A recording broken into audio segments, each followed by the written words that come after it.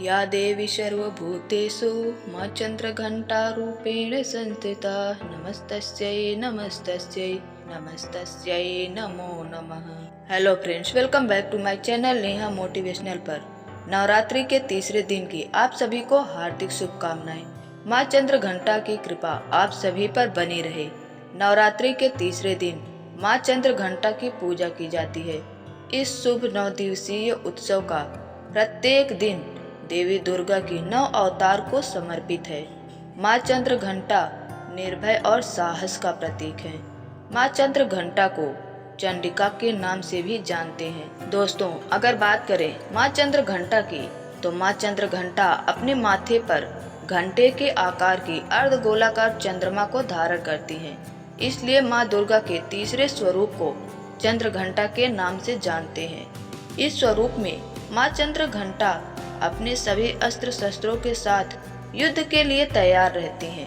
हालांकि माँ चंद्रघंटा राक्षसों और शत्रुओं के प्रति हमेशा युद्ध की मुद्रा में रहती हैं, लेकिन ये अपने भक्तों के प्रति अत्यंत दयालु हैं। उनके माथे पर चंद्रमा के घंटे की ध्वनि सभी बुरी और नकारात्मक शक्तियों को उनके भक्तों से दूर कर देती है। ऐसा कहा जाता है कि राक्षसों के साथ उनकी लड़ाई के दौरान उनकी घंटी से उत्पन्न ध्वनि से हजारों राक्षसों को मृत्यु प्राप्त हो गई। तो दोस्तों, आपको नवरात्रि के तीसरे दिन का शुभ समय बता देते हैं। 17 अक्टूबर 2023 दिन मंगलवार। सूर्योदय सुबह 6:28 पर होगा और सूर्यास्त शाम 5:56 पर होगा। अमृत काल सुबह 11:22 से 1:02 तक रहेगा। अभिजीत मुहूर्त सुबह 11:49 से 12:35 तक रहेगा। प्रीति योग सुबह 9:21 तक रहेगा और उसके बाद दिन भर आयुष्मान योग रहेगा। विशाखा नक्षत्र रात 8:21 तक रहेगा। और बात करें राहु काल की, तो राहु काल दोपहर 3 बजे से शाम 4:30 तक रहेगा। अगर आज के दिन आप कोई शुभ कार्य करना चाहते हैं तो आप राहु काल का समय छोड़कर पूरे दिन कभी भी कर सकते हैं। मान्यता है कि नवरात्रि के तीसरे दिन माँ चंद्रघंटा की पूजा करने से मन को शांति मिलती है और इस लोक के साथ ही परलोक में भी परम कल्याण की प्राप्ति होती है। अगर बात करें माँ चंद्रघंटा के भोग की, तो माँ को दूध या दूध से बनी मिठाई या खीर आदि का भोग लगा सकते हैं। माँ चंद्रघंटा को लाल सेब और शहद भी बहुत ही प्रिय है। इसके अतिरिक्त मिश्री, केला आदि माँ चंद्रघंटा को अर्पित कर सकते हैं आप। तो चलिए दोस्तों, अब जान लेते हैं माँ चंद्रघंटा की पूजा विधि। सुबह सबसे पहले स्नान आदि से निवृत्त होकर माता का ध्यान करें। अपने मन में माँ चंद्रघंटा का ध्यान करते रहें। माँ चंद्रघंटा को सुनहरा या पीला रंग बहुत प्रिय है, तो आप सुनहरा या पीला रंग का वस्त्र धारण कर सकते हैं। माँ चंद्रघंटा को फूल, अक्षत, रोली और पूजा सामग्री आदि अर्पित करें। माता की आरती करें और इस बात का विशेष ध्यान रखें कि आरती के दौरान शंख और घंटा जरूर बजाएं। ऐसी मान्यता है कि नवरात्रि के तीसरे दिन माँ चंद्रघंटा की पूजा करते समय शंख और घंटी बजाने से माँ चंद्रघंटा शीघ्र ही प्रसन्न हो जाती हैं और हम पर उनकी विशेष कृपा बनी रहती है। और ऐसा करने से घर की निगेटिविटी एनर्जी भी दूर हो जाती है। माँ चंद्रघंटा की स्तुति करने के लिए आप इस मंत्र का जप कर सकते हैं। पहला, ओम देवी चंद्रघंटायै नमः। ओम देवी चंद्रघंटायै नमः। दूसरा, पिंडज प्रवरारूढ़ा चंडकोपास्त्र कैर्युता प्रसादम तनुते मह्यम चंद्रघंटेति विश्रुता।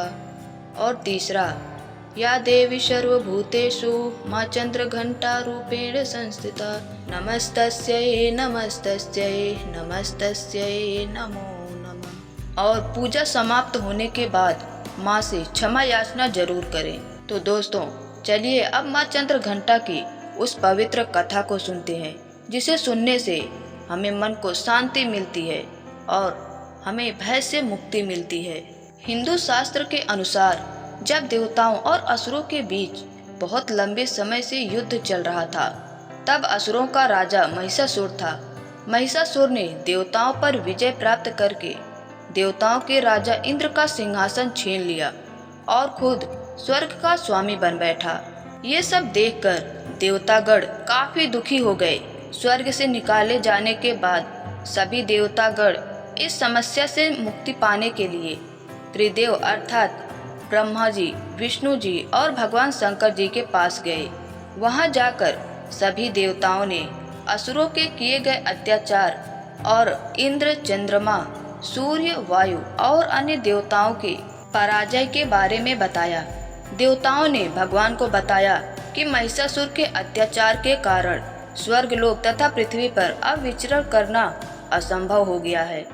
देवताओं की सारी बातें सुनकर ब्रह्मा जी, श्री हरि विष्णु जी और शिव जी अत्यंत क्रोधित हो गए।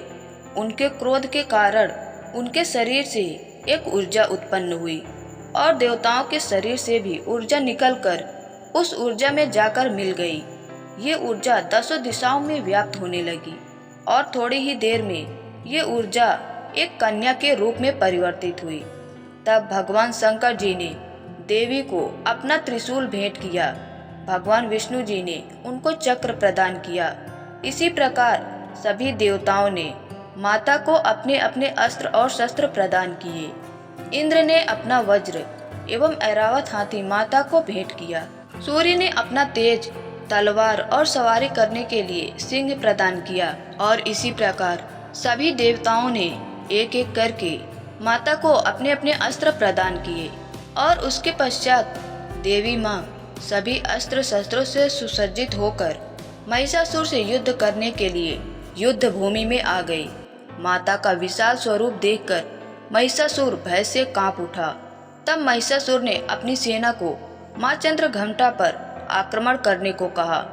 तब माँ चंद्रघंटा ने अपने अस्त्र शस्त्र से असुरों की पूरी सेना को क्षण भर में नष्ट कर दिया और उसके बाद माँ चंद्रघंटा ने महिषासुर का वध किया और इस प्रकार माँ चंद्रघंटा ने असुरों का वध करके देवताओं को अभय दान देते हुए अंतर ध्यान हो गई।